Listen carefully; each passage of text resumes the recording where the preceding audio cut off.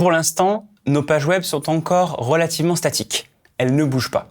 Mais en CSS, il existe des fonctionnalités qui permettent de changer la mise en forme du site quand on fait quelque chose.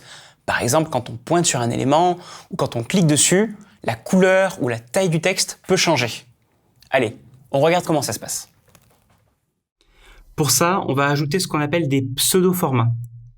Commençons par le pseudo-format qui signifie au survol de la souris. Si j'écris A:over, ça signifie que mes liens vont changer d'apparence lorsque la souris pointe dessus. On peut aussi imaginer d'ajouter une bordure à gauche d'un paragraphe lorsqu'on pointe dessus. Regardez ce que ça donne. Vous pouvez changer la couleur lors du clic sur un lien avec 2 points active. Contrairement à over, active ne s'utilise en pratique que sur des liens. Sachez que vous avez aussi 2 points focus qu'on utilise lorsqu'un élément est sélectionné. Pour voir l'effet, il faut en fait sélectionner le lien avec la touche tabulation du clavier, ce qui n'est pas forcément très pratique. Mais il faut savoir que 2 points focus, lui, n'est pas vraiment utile sur les liens, il est plutôt utile lorsqu'on sait créer des formulaires.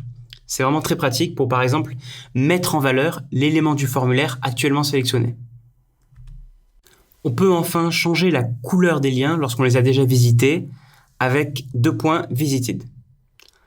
Regardez sur cette page, certains liens ont déjà été visités et d'autres non. Grâce à ça, on sait mieux les repérer. Vous devez vous rendre compte que les fonctionnalités offertes par CSS sont pratiquement infinies. Et c'est vrai. Mais là, je pense que ça fait un moment qu'on parle, que je vous présente différentes fonctionnalités de CSS. Il est temps de se mettre à nouveau à la pratique dans le prochain chapitre.